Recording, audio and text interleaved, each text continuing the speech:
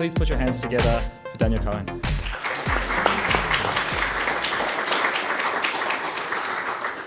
Thank you. So I'm piloting a new technology developed by a colleague of mine. So if you go to the URL, you can actually follow the slideshow on your devices if you want, not necessary. But the URL is pretty simple. It's sid.censusadvisory.com.au. If you go there, you'll get a page just like that, and just click on the magnifying glass and you get the slideshow. So, and if you get to this page, you can actually take a screenshot and keep this as a memento if you want as well. Okay, so ethics involves two dimensions, and typically we focus on just one of them. So typically we think about the effects of our choices on people who already exist or people who will exist, whatever we do.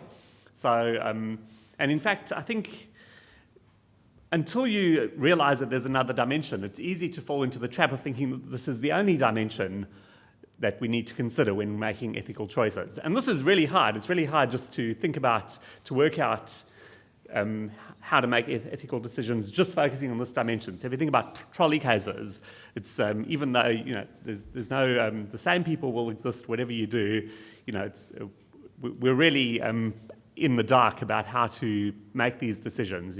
Can we sacrifice one person to save five, etc., etc.? Do we always have to maximize the numbers of people we save? So this is a familiar dimension of ethical decision making, but there's a whole other dimension, which is different people choices. So these are ways in which our choices affect who exists. And in fact, I think possibly maybe at least many of the decisions we make will have this effect. So I think most of our choices will involve both of these dimensions. But this is a neglected dimension until very recently. So this is basically the field of population ethics, is to consider this dimension. So to consider the morality of choices that determine who will come into existence, how many people come into existence, and of course, one factor might involve how well off the different people who might exist will be. So just to kind of think, so I want to kind of basically just talk you through some of the issues, the difficulties in understanding how to make decisions in these cases. I'm going to raise lots of questions and not give you any answers. That's just what philosophers do. So just to keep the two dimensions separate, I'm going to consider a bunch of cases where our actions have no effect on those who already exist or on those who will exist, irrespective of how we act. So the only effect concerns which future people will come into existence. Okay, so here's a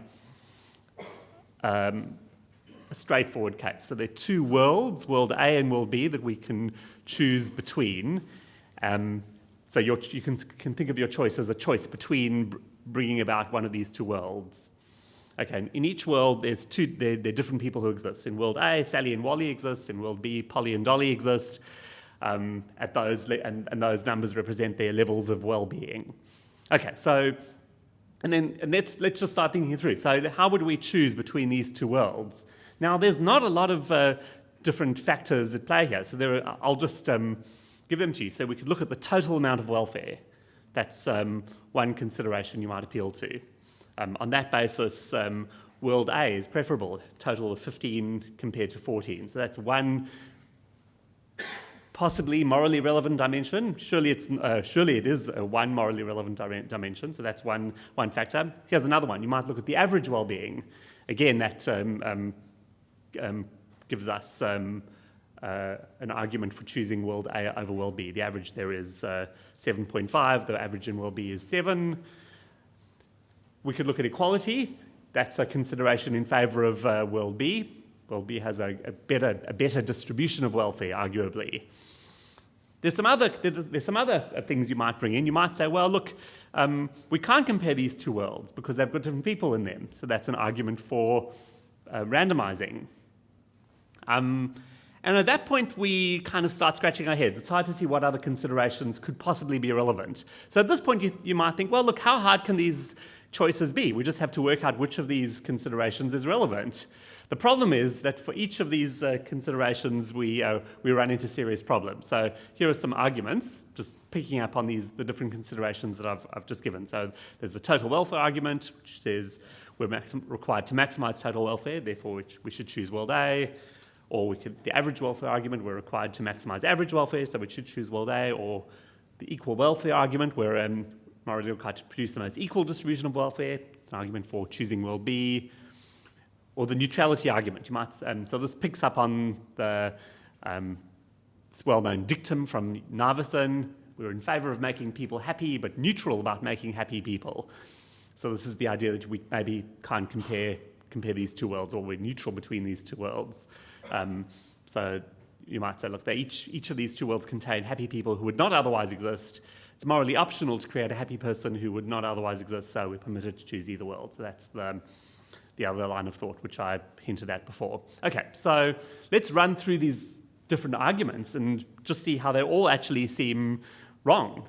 All of these arguments, at least, seem to have devastating problems. So here I'm picking up on a lot of the things that you might have seen if you came yesterday to Matt's talk. So it's these things bear repeating. So problems with the total welfare argument. If we're required to maximize total welfare, it follows straightforwardly that we're required to choose world C over world D.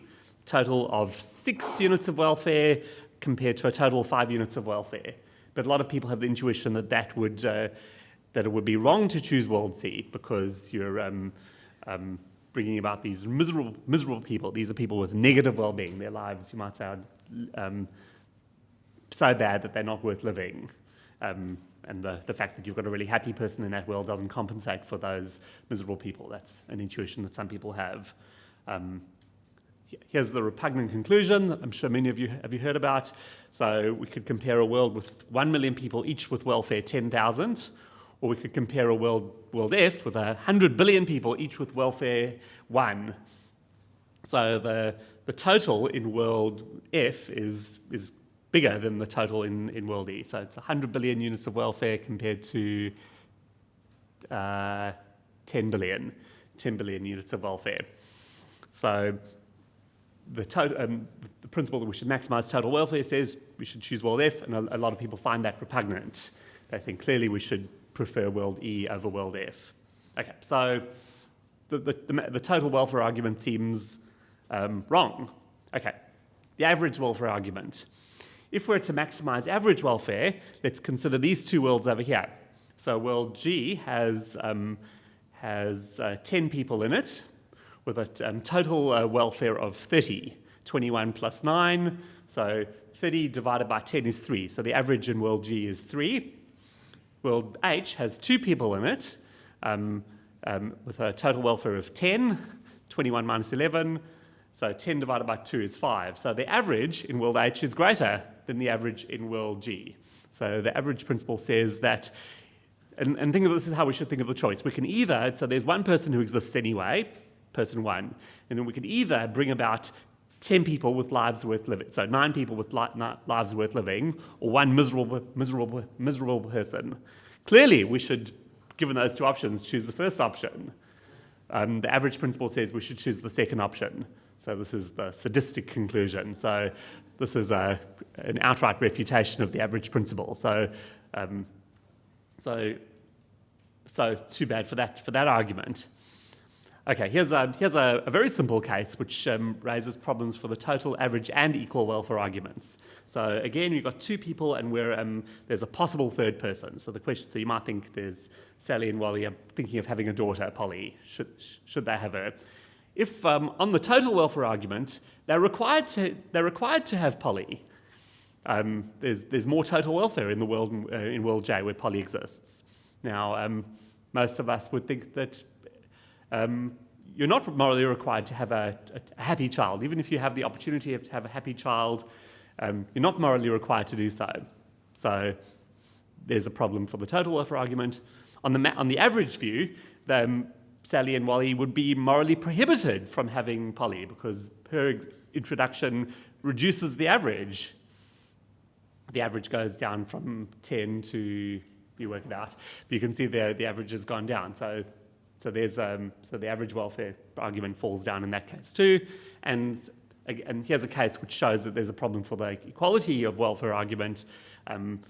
If we're required to maximise total welfare again, it follows that it would be wrong for them to create poly. But while we don't think it's obligatory for Sally and Wally to have poly, nor do we think it's wrong to do so, other things being equal. We're assuming that her introduction into the world doesn't have any negative effects on anyone else. So, okay.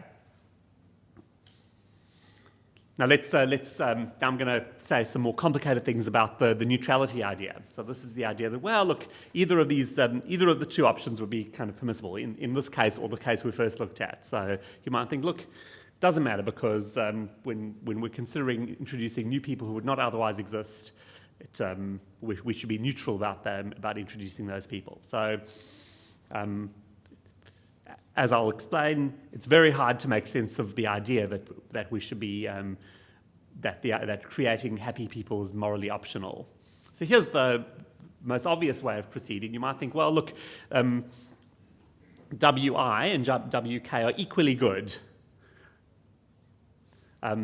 Here's the problem with that. If WI and WJ are equally good, then we should say by the same token that WI and WK are equally good. But if given those two claims, it follows that WJ and WK must be equally good. But clearly that's not the case. Clearly WK is better than WJ. So one person is better off, no one is worse off. So clearly WK is worse than WJ. It follows that we're prohibited from saying that WJ is equal in value to WI. So that's a false start. So if we're going to make sense of the idea that creating poly is morally neutral, we can't explain that by saying that her existence, that the world in which she exists is just as good as the world in which she doesn't exist. So that's we're not going to be able to explain neutrality in that way. Okay. So what are the other options? You might think, well, the other options are that WJ is better than WI or that WJ is worse than WI. And I think we've already seen why we can't go down those routes. If the WJ would be better than WI only if we were obligated to maximise total welfare, but we've already rejected that idea. WI would be better than WJ only if we were obligated to maximise average welfare, but we've already rejected that idea as well. So we've rejected the idea that, I'll just show you that table again. So we've rejected the idea that WJ is equal in value to WI, because that basically leads us to a contradiction. But nor do we want to say that WJ is better than WI, because that commits us to the maximising total welfare principle, which we've rejected. Nor do we want to say that WI is better than WJ, because that commits us to the maximising average welfare principle, which we've rejected. So you might think, well, that exhausts all the options. What is and this is even a broader puzzle. So what is the possible relationship between WJ and WI? What else could there be apart from the claim that they're equal in value or one's better than the other? Okay, there is arguably a further option. This is to say that they're incomparable in value. So you might think that in some cases two things cannot be compared. It's not the case that one's better than the other or that they're equal in value. They're literally incomparable. And you might say, and this is actually, again, back to the neutrality idea, that the way I first introduced it. You might say that it's we can only compare worlds in value to the extent that they have the same people in them. And when you have worlds that have different people in them, or that don't completely or don't entirely have the same people in them, then we just literally can't compare those two worlds. So it follows that we just can't, go back to the table, we just can't compare WI with WJ on the one hand or with WK on the other hand. They've got different populations, so that just renders any value comparisons between these worlds incoherent. Now this is an initially very attractive way of explaining the neutrality idea. One nice feature of this approach is that it's compatible with that, to say that WK is in fact better than WJ. WK has the same people in it that WJ has, and we can say perfectly coherently that WK is better than WJ, despite the fact that both of those worlds are incomparable with WI. Okay, so that's the incomparability view. But it goes out of control. So it commits us to saying that in all these non-identity cases that we're considering, we can't compare these two worlds. So back to the two cases which we used to refute the maximizing total view, it follows, given that principle, that we can't compare these worlds either. We can't compare. Oh no, sorry. This is the case we used to show the average principle to be false. It follows that we can't compare WG and WH. But I think there's a very clear intuition that WG is better than WH. So that any principle that said that these two worlds were incomparable is very implausible. We really do think that we can compare them, and we can compare them in a very clear way. We can very clearly say that WG is better than WH, or the repugnant conclusion case. Most people are pretty confident that, in their judgment, that WF is worse than WE. Again, on the incomparability view, we literally can't compare these two worlds. Okay, I'll just finish with a last way of thinking about these things. This is another way of maybe getting the neutrality idea. This is an idea which Peter Singer was very attracted to. So if you've all got practical ethics next to your bedside table as the Bible of the effective altruism movement. The practical ethics has gone through 3 editions, and the most interesting changes that you can track through the different editions of practical ethics are in the way he deals with these sorts of cases. So in the first edition, he seriously endorses this principle he calls the prior existence view. He gets less confident in it as the editions go on. But it's a really plausible sounding principle at first. It says we're morally required to maximize the welfare only of those who already exist or who will exist whatever we do. So who counts for the purpose of our moral decisions? It's the people who we can affect. And these are the people, and so we're not biased against future people, but we only can care about future people to the extent that they will exist whatever we do. Okay, so this view that we should literally ignore the people whose existence is contingent, whose existence depends on what we do. But as we've already seen, this leads us to all sorts of implausible judgments. It follows that we should just be indifferent. In all the cases we've run through, the only difference is is the existence of contingent people who exist in the future, and it's implausible that just these cases over here, that we should be indifferent between WH, G and H, or WE and WF. Okay. And the prior existence view also has the unacceptable implication back to this case that WJ and WK are equally good. Again, we're pretty confident that even if we have the option of not creating poly, it would be better if we did create her at level 9 welfare rather than level 6. So, quick wrap up. Population ethics is bloody hard. In fact, we're completely in the dark. So some people kind of, Matt alluded to this, some people kind of become moral skeptics on the basis of this. People think that actually maybe ethics crumbles at its core. Once we think about these problem cases, it shows that the whole system of ethics is basically incoherent or impossible. I would make a weaker claim, which is that we should be very sceptical about any view that we have in population ethics. We should have very low confidence in, because all the views have prima facie problems. There might be a fancy, amazing view that gets cooked up one day that resolves all these problems. Maybe there's a way of showing that the intuitions that seem to generate the problems themselves are mistaken, but there's a lot of work to be done. But in the meantime, we should be very sceptical, and the implications for a lot of the stuff we're talking about are huge. So should we invest in asteroid destruction? It matters hugely on whether we should care about whether there are future generations or not, etc. Okay, I'll leave it there.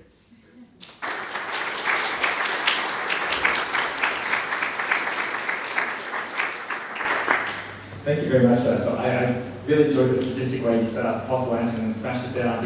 It's a dizzy roller coaster. We've got a question from the audience I might ask to get us started, and then if you'd like to take questions directly, I can run around and hand out the microphone. So to begin with, besides the choice of whether to have children, what are some moral choices that we can make that hinge on the answer to these population questions? Is there other things in mind? Yes, so there's the whole existential risk business. So a lot of these cases mix together the two considerations that I flagged at the beginning. So if an asteroid hits the Earth, a lot of people who already exist will die, and that's bad for them, arguably. philosophers are not entirely confident whether death is a bad thing. But the real concern that people emphasise is that all these future lives that never come into existence, but whether we should care about that is depends on all this. There's but the more local decisions about whether to have children. Is it you might worry about the effects of your children have on drawing resources from the world, but you might think at the same time that they add value to the world. They're happy people. Does that make the world a better place?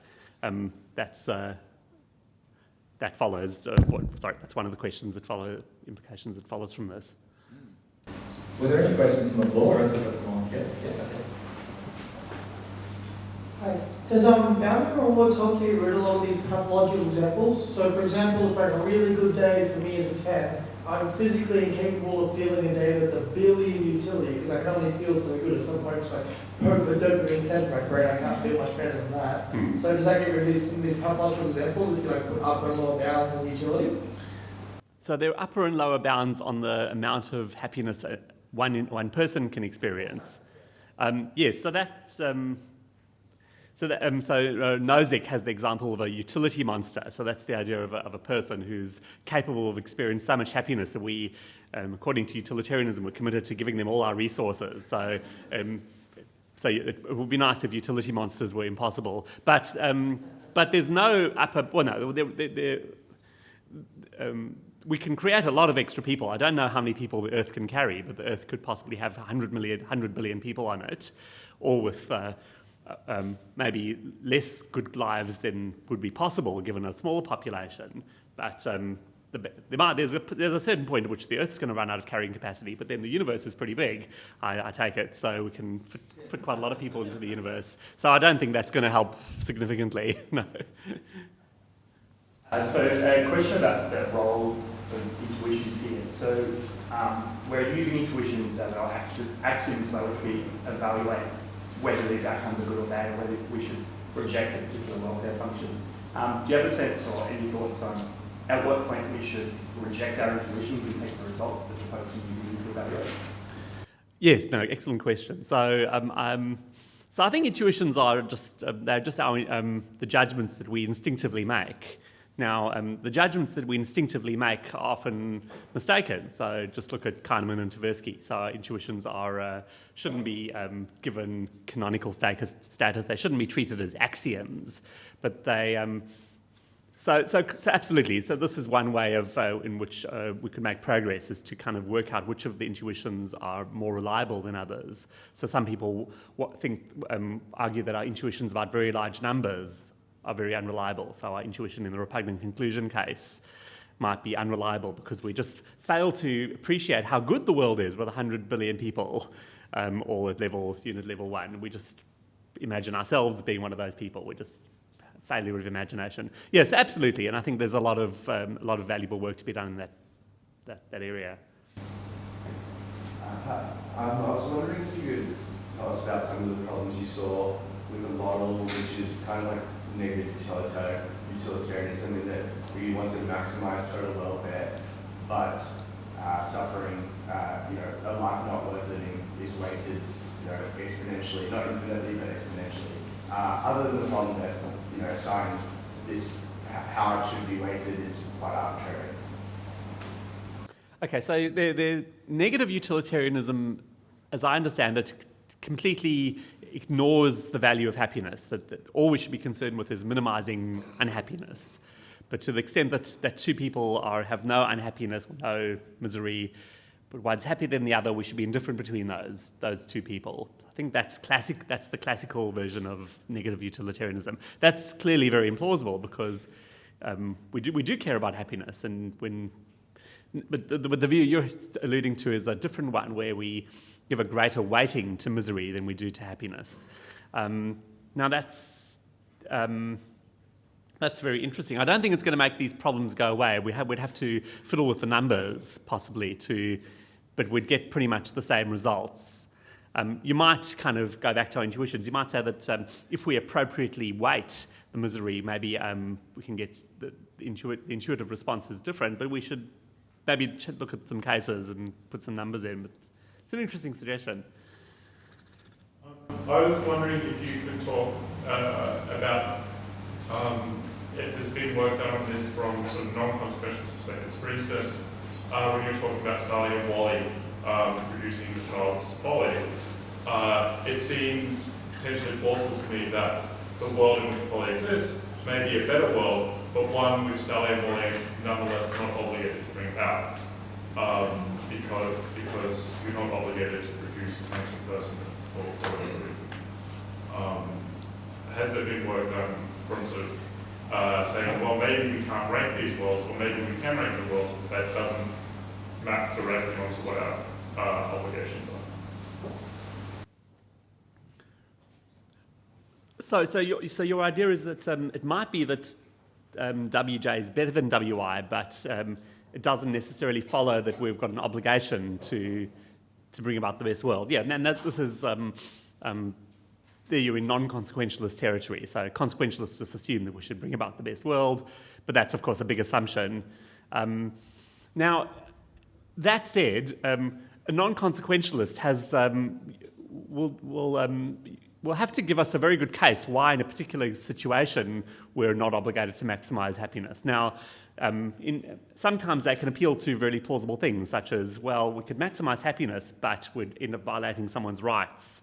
We could cut up this patient over here and distribute his organs to 5 other patients. We'd maximise happiness, but that would be... But there's nothing like that going on in this case. We're maximising happiness costlessly. There's no one suffering, because I stipulated that there's no... So I think a plausible non-consequentialist view is going to will say that other things being equal, really we should maximise happiness. Other things really are equal in this case. Even if we concede the force of that point in general, in this case it seems kind of weird to kind of not translate the value facts into deontic facts. Great, well that brings us to the end of all the time we have for this session. Please, we have one more round of applause for Daniel for that. Thank you.